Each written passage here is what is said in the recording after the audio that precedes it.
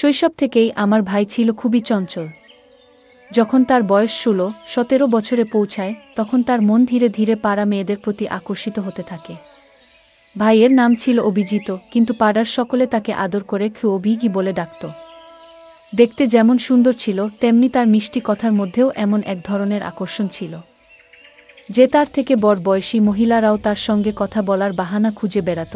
অভিজিতের আরেকটি বিশেষ গুণ ছিল, সে সাধারণত মহিলাদের সঙ্গে বন্ধুত্ব গড়ে তুলতেন যারা একা থাকতেন এবং বাড়ির দায়িত্বে ছিলেন। এতে তাদের সঙ্গে আলাপ আলোচনা ও দেখা করা সহজ হতো এবং কারো সন্দেহের চোখে পড়তে হতো না। একদিন আমার ভাই আমাকে এসে বলল, বোন, টিউশন পড়তে আসা সেই মেয়েটি বেশ চমৎকার। তার বয়সও কম আর মিষ্টি চেহারার জন্য সবাই ওকে খেয়াল করে।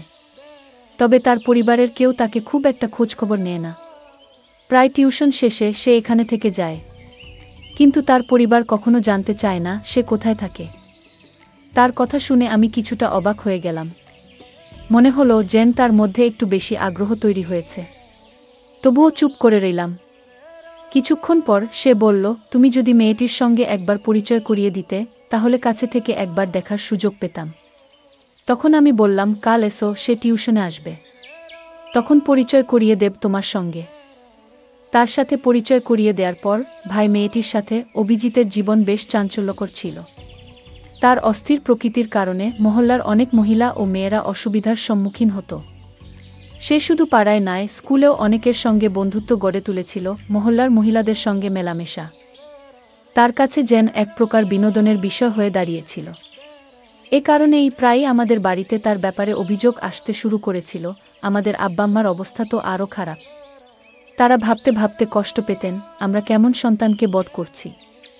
আব্বা প্রায়শই মাথায় হাত দিয়ে আল্লাহর কাছে প্রার্থনা করতেন যেন অভিজিৎ সঠিক পথে আসে, কারণ এতে পরিবারের সুনাম জড়িত। আম্মা ও অভিজিতের আচরণে দুঃখে থাকতেন। আসল ঘটনা হলো, অভিজিৎ আমাদের পরিবারের বহু আকাঙ্ক্ষিত সদস্য হিসেবে জন্ম নেয়া। দীর্ঘ প্রার্থনার পর পরিবারে তার আগমন ঘটে, আর সেজন্য সবাই তাকে ভালোবেসে অভিজিৎ নামে ডেকে বিশেষ স্নেহ করত। অভিজিৎ সবসময় নিজের মতো চলার সুযোগ পেত, আর তার ইচ্ছাকে সবাই গুরুত্ব দিত। এই ভালোবাসার পরিবেশে বড় হতে হতে তার মনে মহিলাদের প্রতি আকর্ষণ জন্মায়। বিশেষ তার চেয়ে বয়সে বড় মহিলাদের প্রতি তার বেশি আগ্রহ ছিল। অভিজিৎ প্রথম এই আচরণ প্রদর্শন করে যখন তার বয়স ছিল 4 বছর। প্রথমে সেটা নিছক কৌতূহল ছিল, তবে ক্রমে এই অনুভূতিগুলো আরও গভীর হতে থাকে। আজকের এই গল্পে আপনাদের জানাতে চলেছি আমার ভাই অভিজিতের একটি গল্প। আর দয়া করে ভিডিওটি ভালো লাগলে ভিডিওতে একটি লাইক করে দাও। সবার আগে জানাই, আমার নাম পূজা। আমার ভাই অভিজিৎ, যাকে সবাই আদর করে অভি কি বলে ডাকে, ছোটবেলা থেকেই কিছুটা অদ্ভুত স্বভাবের ছিল। যখন একটু বড় হলো তখন সে প্রায়ই নিজের ঘরে দীর্ঘ সময় ধরে বন্দি থাকত। ঘন্টার পর ঘন্টা ফোনে ব্যস্ত থাকত, আর আম্মু তাকে খেতে ডাকলেও সে নিজের মতো করে সময় কাটাত। মাঝে মাঝে কেবল খাবার খেতে বাইরে বের হতো। অভিজিতের পড়াশোনায় মনোযোগ কখনোই ভালো ছিল না, তবে ছোটবেলায় 5 বছর পর্যন্ত ঠিকঠাক স্কুলে যেত। কিন্তু 16 বছর বয়সে পৌঁছানোর পর থেকেই তার মন পড়াশোনা থেকে সরে যেতে শুরু করে এবং আশেপাশের মহিলাদের প্রতি আকর্ষণ অনুভব করে। সেই থেকে তার মাথায় নারীদের নিয়ে ভাবনা গেঁথে বসে। তখন থেকেই স্কুল বা কোচিং এর মেয়েদের বদলে সে পাড়ার মহিলাদের সঙ্গেই সময় কাটাতে আগ্রহী হয়ে ওঠে। সবসময় মহিলাদের কাছে গিয়ে গল্প করত, হাসি ঠাট্টা করত, আর মহিলারাও তাকে অনেক পছন্দ করত। অভিজিৎ যখন পাড়ার মেয়েদের সঙ্গে মজা করত তখন প্রায়ই সেই ব্যাপারে অভিযোগ আমাদের বাড়িতে আসত। এমন কান শুনে কখনো কখনো আব্বু এতটাই রেগে যেতেন যে অভিজিতের উপর হাত তুলতেন। কিন্তু এখন অভিজিৎ বড় হয়ে গিয়েছে, সে পাল্টা উত্তর দিতে শুরু করেছে এবং আব্বুর সঙ্গে কথায় কথায় ঝগড়া লাগিয়ে বেরিয়ে যেত। কিছুদিনের জন্য কথা বলা বন্ধ রাখত। আম্মা আব্বু ভীষণ চিন্তিত হয়ে পড়তেন। তারা বারবার আল্লাহর কাছে প্রার্থনা করতেন, আমাদের এমন কেন হলো হে আল্লাহ, কি পাপ করেছিলাম আমরা? অভিজিৎ আমাদের পরিবারে অনেক দোয়ার পর জন্মেছিল, আম্মা আব্বুর দীর্ঘ অপেক্ষার পর।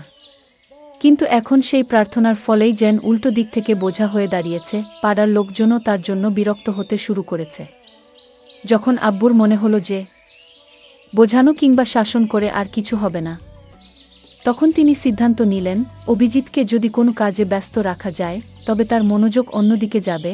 আব্বু অনেক কষ্ট করে কিছু টাকা জোগাড় করে অভিজিতের জন্য একটি ছোট হার্ডওয়্যার দোকান খুলে দিলেন।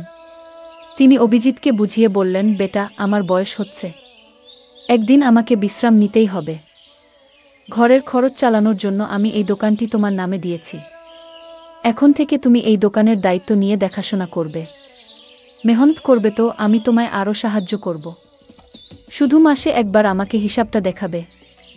এই কথাগুলো শুনে আমি আমার ভাইয়ের প্রতিক্রিয়া লক্ষ্য করছিলাম। সে মনে মনে খুব খুশি হয়ে উঠেছিল। ভাবছিল, বাড়িতে আম্মা আব্বুর নজরদারির মধ্যে থাকতে হতো, কিন্তু এখন দোকানে বসে নিশ্চিন্তে সময় কাটাতে পারবে। তার কাছে স্বাধীনতা পাওয়াটাই যেন সবচেয়ে আনন্দের বিষয় ছিল।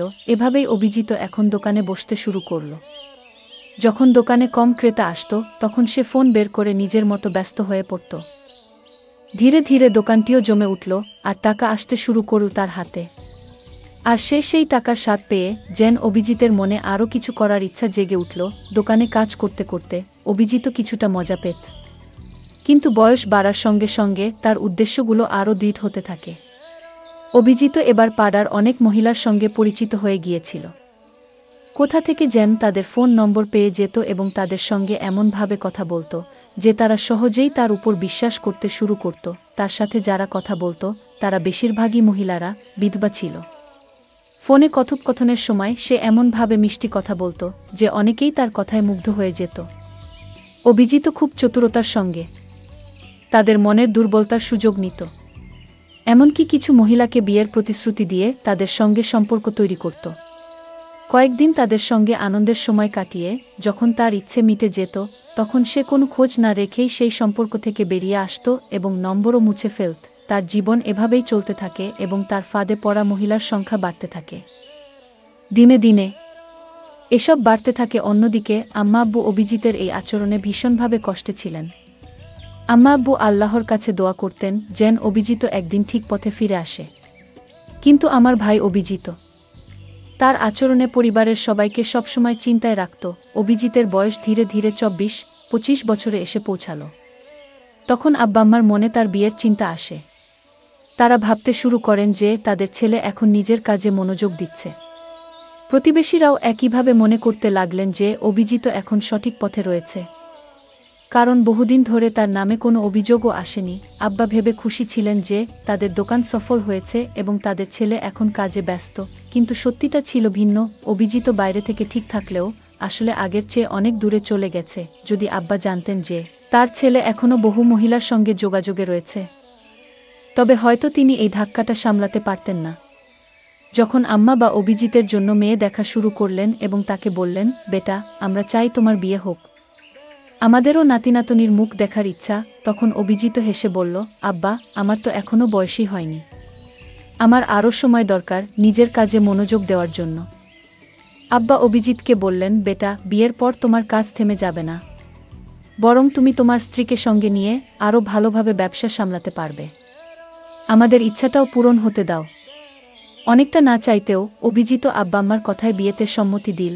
এরপর তারা একটি মেয়ে পছন্দ করলেন। সে মেয়ে এতটা সুন্দর না হলেও বেশ গৃহস্থালী কাজ জানত এবং ঘর ভালোভাবে সামলাতে পারত।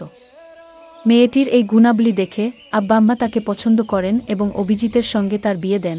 যখন অভিজিতের স্ত্রী নতুন কনে হয়ে আমাদের ঘরে এলো তখন প্রথম রাতেই অভিজিৎ তাকে বলল, এই বিয়েতে আমার খুব একটা আগ্রহ ছিল না, আমি শুধু আমার আব্বা আম্মার খুশির জন্য এই বিয়ে করেছি। তাই তুমি বাড়িতে তাদের সেবা করবে, কিন্তু আমার ব্যাপারে কিছু বলবে না।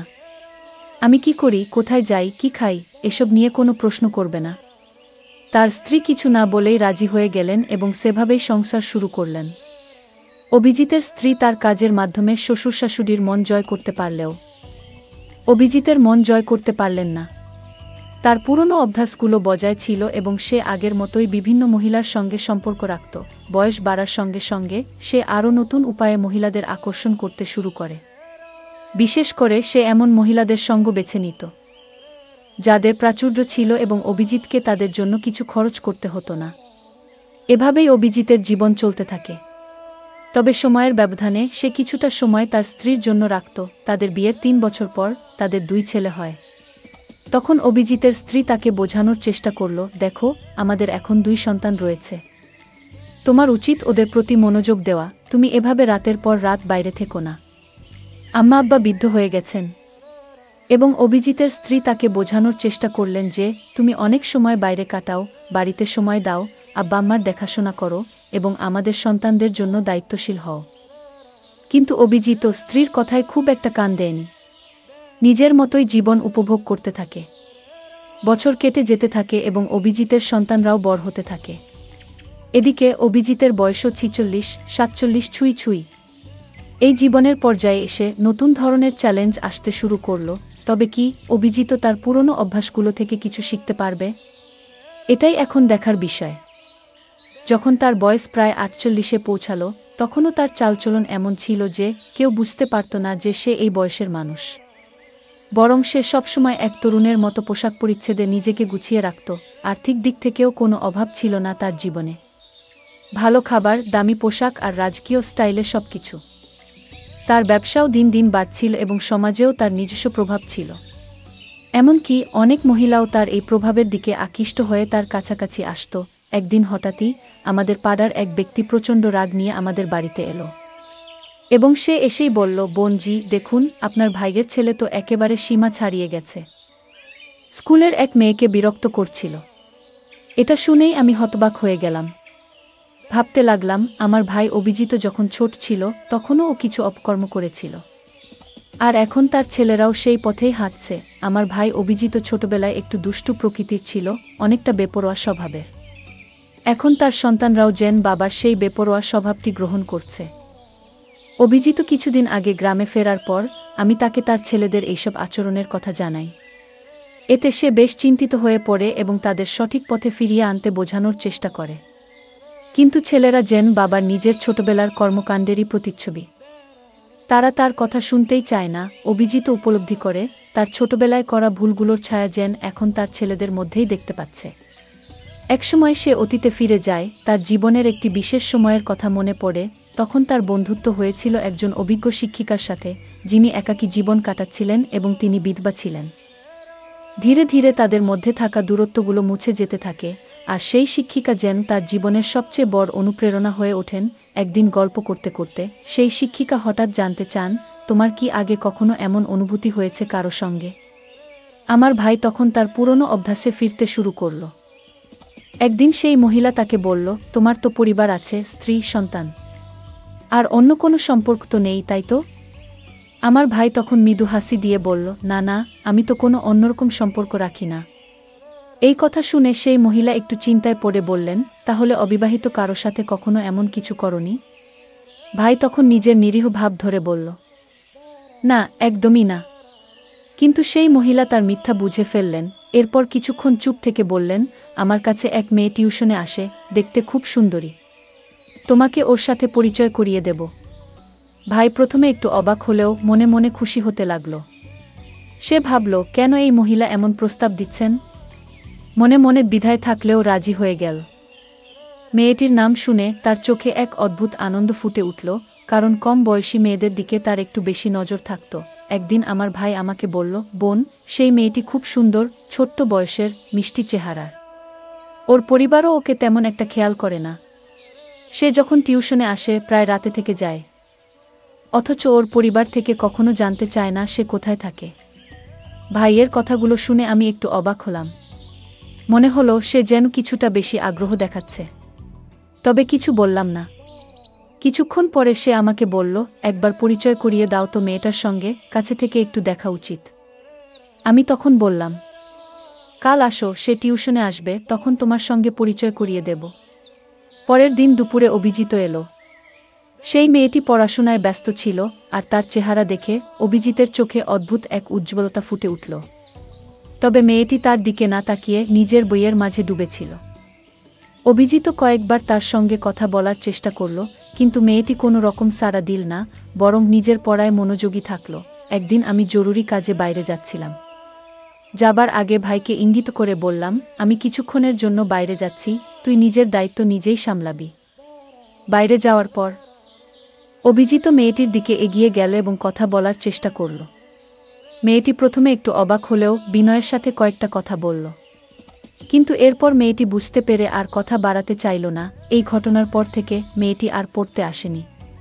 আমি ভাইকে এ বিষয়ে জানতে চাইলে সে শুধুমাত্র হেসে বিশ্বাসটা এড়িয়ে গেল।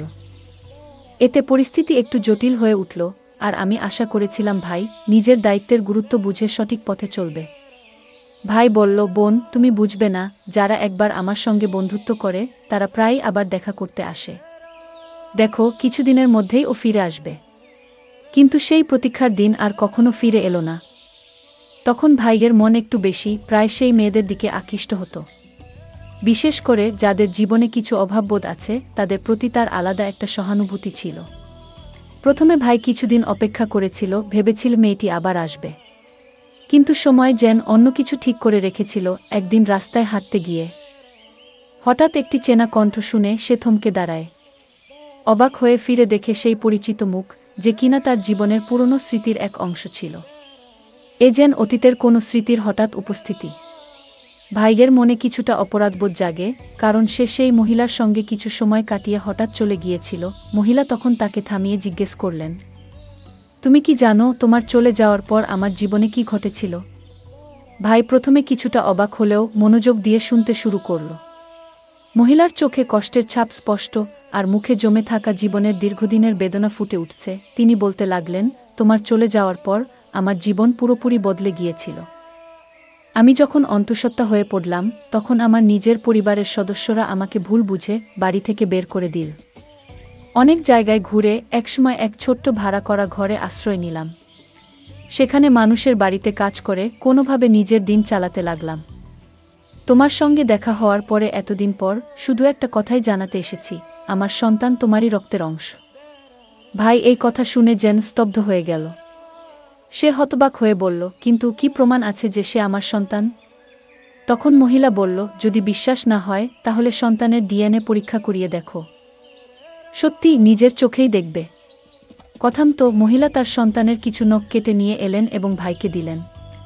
ভাই তার হাতে সেই প্রমাণ নিয়ে পরীক্ষার জন্য বেরিয়ে পড়ল। কয়েকদিন পর পরীক্ষার রিপোর্ট এলো এবং দেখা গেল মহিলার কথাই সত্যি।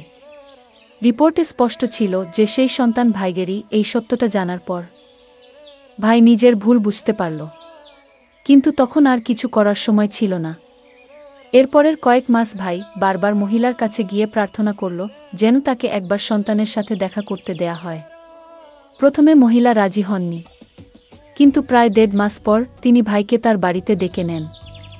সন্তানের ঘরের দিকে ইশারা করে বললেন, যাও তোমার সন্তানকে দেখো। ভাই শিশুটিকে কোলে নিতে চাইলে মহিলা তাকে সন্তানের কাছে নিয়ে গেলেন। তার চোখে কষ্টের ছাপ ছিল। তিনি বললেন, আমি এতদিন একাই এই শিশুটিকে বড় করেছি। ও আমার একমাত্র সহায়, কিন্তু তুমি এসে আমাদের জীবনটা এলোমেলো করে দিয়েছ। একথা বলে মহিলা চলে গেলেন। বাচ্চাটি তখন অসুস্থ ছিল। টাকা না থাকায় তাকে ভালো কোনো চিকিৎসা করাতে পারেনি। ভাই মনে হলো যেন পায়ের নিচের মাটি সরে গেছে। শিশুটিকে বুকে জড়িয়ে ধরে সে দ্রুত হাসপাতালে নিয়ে গেল। ডাক্তার পরীক্ষা করে বললেন, শিশুটি মানসিক আঘাতে আছে। তার স্মৃতিশক্তি দুর্বল হয়ে গেছে এবং কিছুটা মানসিক ভারসাম্য হারিয়েছে। সে কখনো পুরোপুরি সুস্থ হবে কিনা বলা যাচ্ছে না। এসব কথা শুনে ভাইয়ের মন ভেঙে গেল। তবে নিজের ভুলের পরিণতি তাকে মেনে নিতেই হলো। এমন অবস্থায় সে ছেলেটিকে নিয়ে বাড়ি ফিরে এলো এবং তার যত্ন নেওয়া শুরু করল। রাতের পর রাত সে শিশুটির পাশে বসে থাকত, যত্ন করত। কিন্তু শিশুটি এক ভীত চোখে শুধু তাকিয়ে থাকত, যেন ভাইকে চিনতেই পারছিল না। তার মনে এমন কোনো স্মৃতি নেই যা তাকে ভাইয়ের সঙ্গে সম্পর্কিত করে। এদিকে ভাইয়ের স্ত্রী বলল, আমার পক্ষে ওকে দেখা সম্ভব হলে দেখো, আমি আর ওকে সামলাতে পারবো না। ভাইয়ের নিজের ছেলেরাও বলল, এ কেমন ছেলে তুমি আমাদের সঙ্গে নিয়ে এলে? আমরা ওকে আপন বলে মেনে নিতে পারছি না। ভাই যেন একটা ঝড়ের মধ্যে দিশাহারা হয়ে পড়ল। অবশেষে ভাই সিদ্ধান্ত নিল আলাদা কোথাও ছেলেটিকে নিয়ে থাকবে। সে একটি ছোট্ট ভাড়ার ঘরে উঠল এবং দিনরাত পরিশ্রম করতে লাগল। দোকানে খেতে যা রোজগার হতো সবটুকুই ছেলেটির চিকিৎসা এবং যত্নে ব্যয় করত। এভাবে নিজের ভুলের মাসুল দিয়ে জীবনের প্রতিটি সে ছেলেটির পাশে থেকে তার যত্ন করতে লাগল। ডাক্তাররাও বলেছিল শিশুটির স্বাভাবিক জীবনে ফিরতে কিছুটা সময় লাগবে, কিন্তু ভাই হাল ছাড়েনি। প্রতিদিন নতুন আশার আলো নিয়ে শিশুটির সেবা করত এক স্নেহময় পিতার মতো। কিছু মাস কেটে গেল, আর ধীরে ধীরে শিশুটির মধ্যে পরিবর্তন আসতে শুরু করল। সে আর ভাইকে অচেনা মনে করত না। তার চোখে যেন পরিচয়ের একটা আভাস দেখা দিতে লাগল। ভাইদের অক্লান্ত পরিশ্রম আর ভালোবাসা তার মনে জমে থাকা কষ্টগুলোকে আস্তে আস্তে ছাড়িয়ে তুলছিল। একদিন শিশুটি প্রথমবারের মতো ভাইয়ের হাত ধরল আর হালকা করে হাসল। ভাইদের চোখে তখন আনন্দাশ্রু এসে গেল। সেই ছোট্ট হাসি যেন তার গোটা পৃথিবী হয়ে উঠল। সময়ের সাথে শিশুটি আরও সুস্থ হয়ে উঠল। ভাইদের নিঃস্বার্থ ভালোবাসা আর যত্ন তাকে নতুন জীবন দিল। এখন সে কেবল ভাইয়ের পাশে থাকে না, বরং তাকে পিতার মতো মেনে নিয়েছে। সমাজের নানা কথা আর কঠিন পরিস্থিতি সত্ত্বেও ভাই কখনো হাল ছাড়েনি, আর তার এই পরিশ্রমের ফল পেল। অবশেষে সেই দিনও এলো যেদিন শিশুটি ভাইকে আব্বু বলে ডাকল। সেই একটি শব্দেই ভাইয়ের সব কষ্ট যেন মিলিয়ে গেল। গল্পে দেখা যায় যে আবেগ আর আকর্ষণ নিয়ন্ত্রণ না করলে জীবন জটিল হয়ে যেতে পারে। অভিজিৎ তার দায়িত্বহীন আচরণের জন্য বড় মূল্য চুকাতে হয়েছে। নিজের ভুল বুঝে নেওয়া এবং তার পরিণতি মেনে নেওয়া, এটি একটি কঠিন কিন্তু প্রয়োজনীয় শিক্ষা। অভিজিৎ শেষ পর্যন্ত নিজের ভুলগুলো স্বীকার করে ছেলের প্রতি দায়িত্ব পালন করে, যা তার নিজের উন্নতির পথ উন্মোচন করেছে। গল্পের শেষে অভিজিৎ যখন তার সন্তানের প্রতি নিঃস্বার্থভাবে ভালোবাসা প্রদর্শন করে, তখন সেই ভালোবাসায় তাকে তার সন্তানের মন ও বিশ্বাস ফিরে পেতে সাহায্য করে। এটি প্রমাণ করে যে ভালোবাসা এবং যত্ন প্রায় সেই কঠিনতম পরিস্থিতিতেও পরিবর্তন আনতে পারে। অভিজিৎ তার ভুল বুঝে এবং একাকী কষ্ট ভোগ করলেও তার পরিবার, বিশেষত ভাইয়ের মতো কেউ পাশে থাকলে জীবন আরও সহজ হতো। পরিবারে ভালোবাসা এবং সমর্থনের গুরুত্বকে এই গল্পটি খুব সুন্দরভাবে তুলে ধরে।